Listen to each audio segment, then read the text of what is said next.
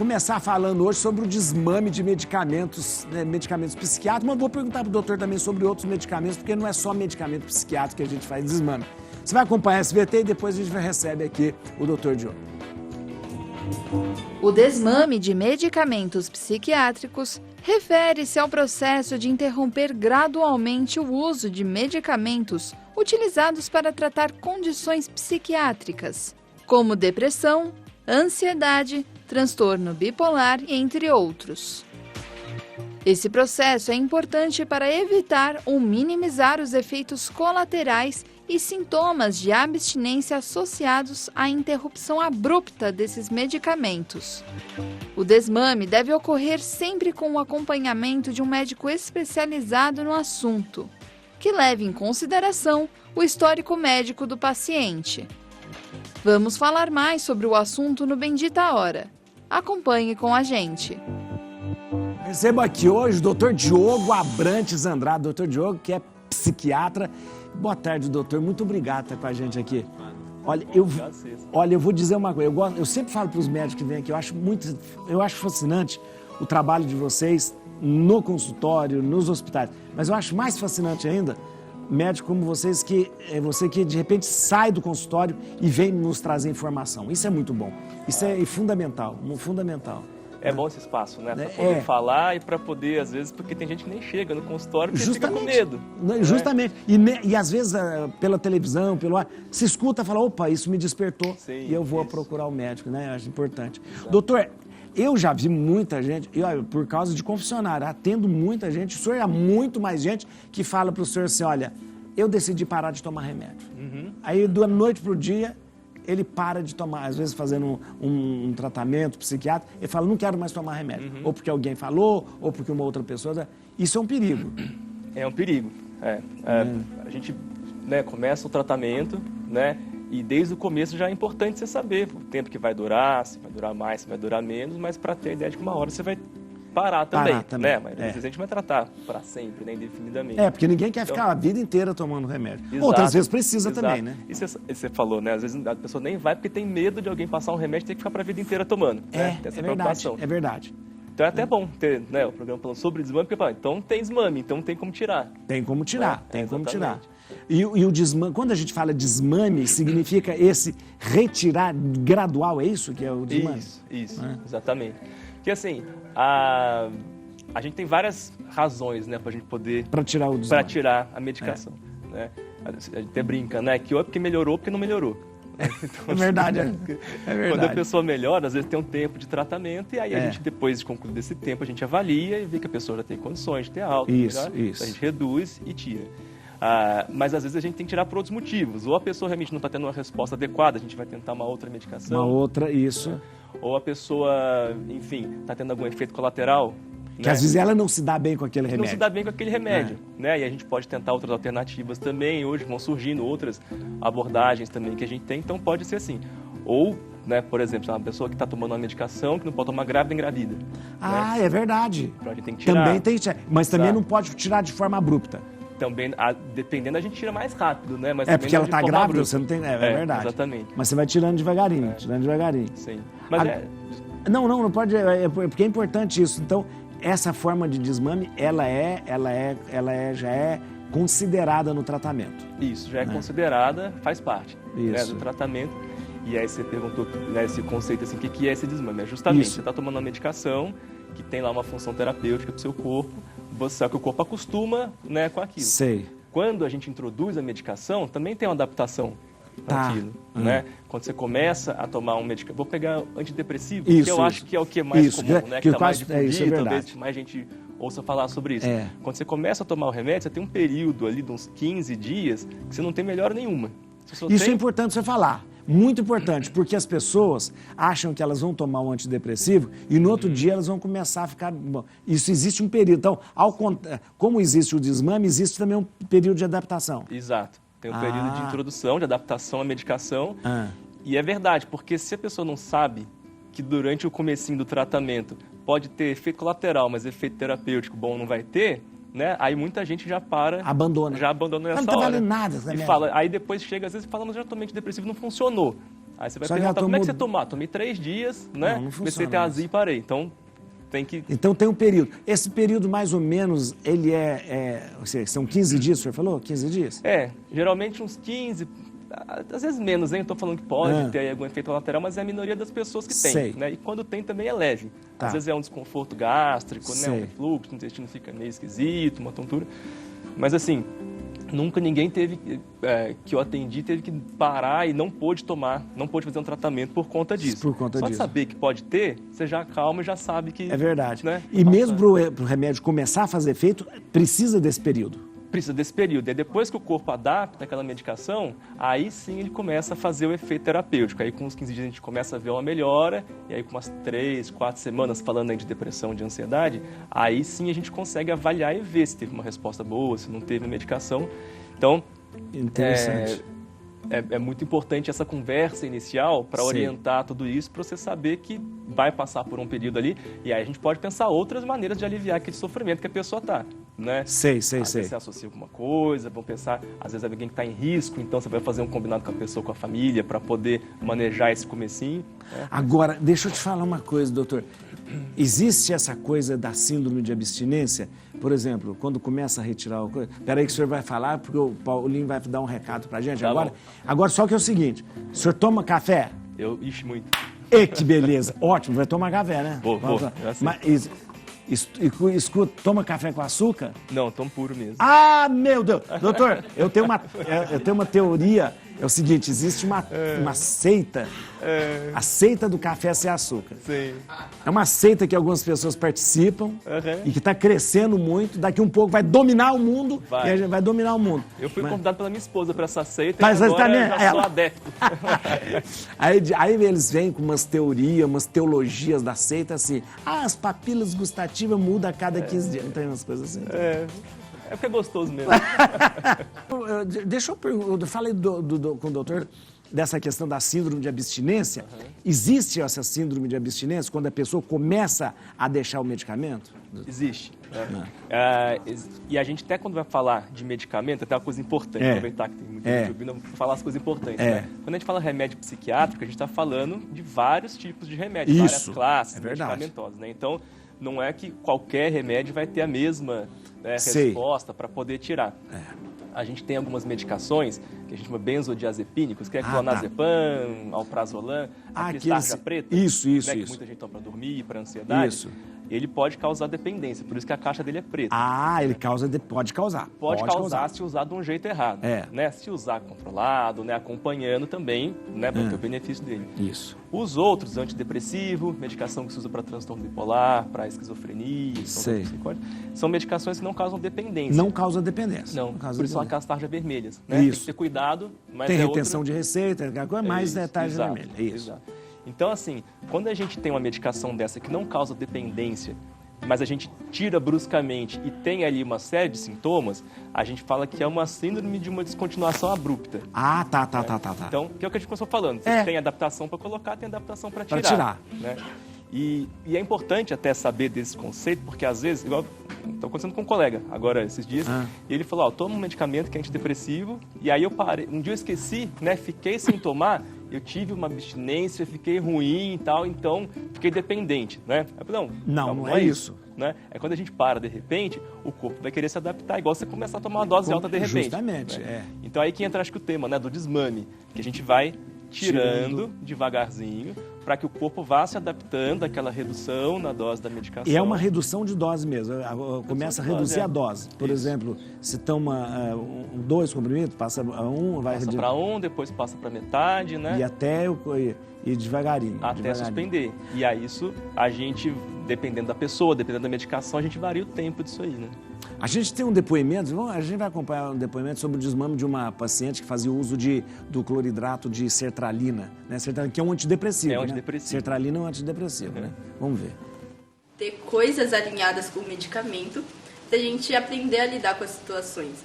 Sempre falo que o remédio é uma muleta para você aprender a andar. Mas quando você joga a muleta fora, você tem que saber andar sozinho. Então, continuei com a psicoterapia. Eu também fiz arte-terapia, que foi muito gostoso. Não é muito fácil de encontrar. Não é todo lugar que tem, não é muita gente que conhece também isso, mas foi muito legal. Então, além do medicamento, eu tinha terapias alternativas para me auxiliar com isso. E aí, quando eu parei com o remédio, eu consegui seguir muito bem. Então, no geral, o desmame com a sertralina foi um negócio muito tranquilo. Tirando os primeiros 3 dias caóticos que eu tive, de enxaqueca muito forte. A sertralina, como eu já falei, não é um remédio que vicia. Isso é mentira, não é todos os remédios psiquiátricos que causam dependência. A questão da abstinência é por seu corpo estar acostumado com uma substância e você cortar ela, mas não é porque você fica viciado e com vontade de tomar como se fosse uma droga. Olha que menino inteligente, doutor. Não, o senhor tinha falado, inteligente mesmo, olha que coisa. O doutor tinha falado, não é todo remédio psiquiátrico que vicia, que causa dependência, mas qualquer coisa que a gente... café, se eu não tomar café, me causa dependência, porque eu já começo a sentir dor de cabeça, as coisas. Doutor, então, isso é importante, porque o desmame, você vai perguntar, o desmame, ele é feito com acompanhamento médico, né? Não é uma decisão que a pessoa toma, agora eu vou desmamar, não é isso, né? Exato. E mesmo se for uma decisão que a pessoa toma, olha, eu, por a razão que seja, né, não quero mais continuar tomando essa medicação, então procura um médico que tira de um jeito adequado, porque vai ser muito menos sofrido esse processo de desmame. E, sabidamente, quando você tira, de repente, a medicação, a chance de você ter de novo um quadro depois, né? Seja de depressão, ansiedade, né, um quadro, crise de transtorno bipolar, esquizofrenia, é muito maior. Então, se você tira devagarzinho, você está cuidando para que você não tenha uma recidiva daquilo. Isso eu ia perguntar. Esse desmame, ele vai evitar, tipo, uma recaída na doença. Exato. E agora, a pessoa, tirando de forma bruta, ela está exposta a uma recaída. Está mais exposta a uma recaída. Né? Exatamente. E aí uma coisa que ela falou é interessante, né? Que ela disse que começou outras maneiras de se cuidar também além disso, né? Porque realmente a gente começa com a medicação, aí vamos pegar a depressão, por exemplo. Né? A pessoa às vezes... Porque tem muita coisa que você faz que pode ajudar você a sair de um quadro de depressão. Você pode fazer atividade física. Que é uma farmácia, né? Que a gente tem dentro da gente. Que a gente tem dentro da gente. É isso mesmo. Você pode fazer... você tem a terapia, você tem outras maneiras que você vai trabalhar, né, a sua espiritualidade, você vai fazer uma questão artística, né? Tudo isso é muito saudável para a nossa vida, né? A gente tem que ter isso na nossa vida saudável. Agora, a pessoa que está deprimida, você vai falar para ela assim, agora você vai fazer atividade física 3 vezes por semana, você vai ter que começar a pintar, a pessoa não consegue nem sair da cama. Justamente. Então, a medicação tira, né, ajuda a tirar daquele momento e dá uma energia para poder fazer aquelas outras coisas que deixam ela saudável.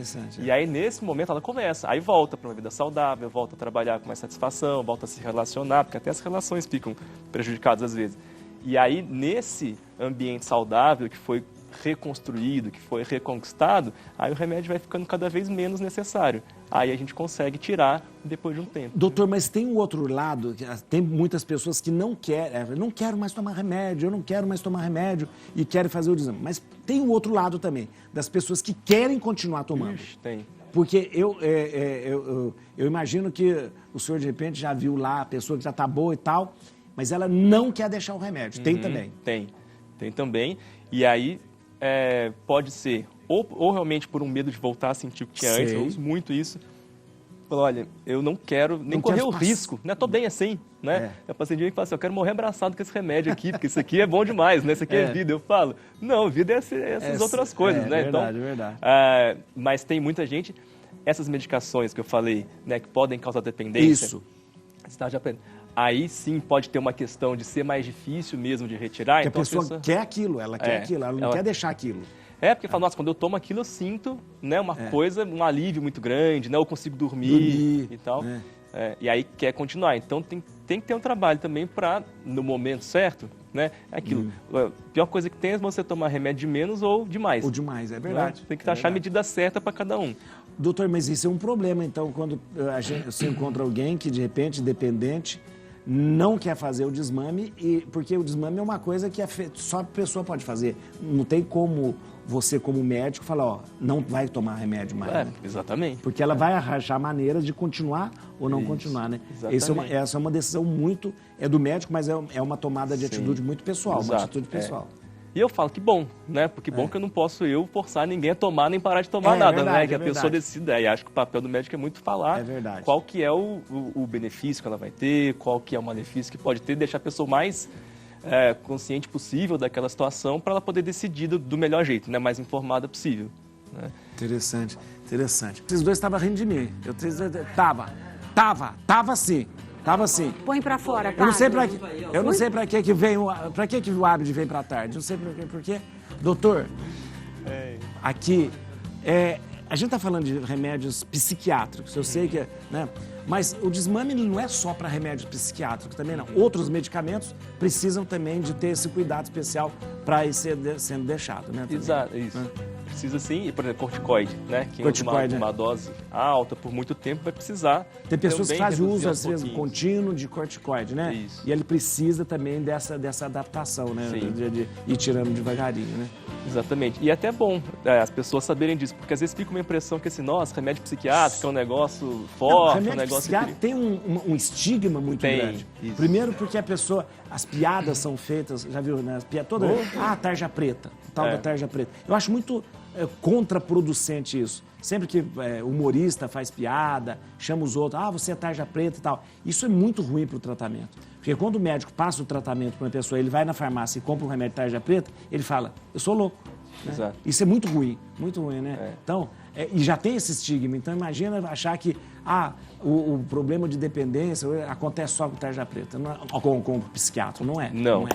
Não é. E muitas vezes, na imensa maioria das vezes, não acontece, né? O problema de dependência, de explicar essa coisa, né? A gente tem que saber.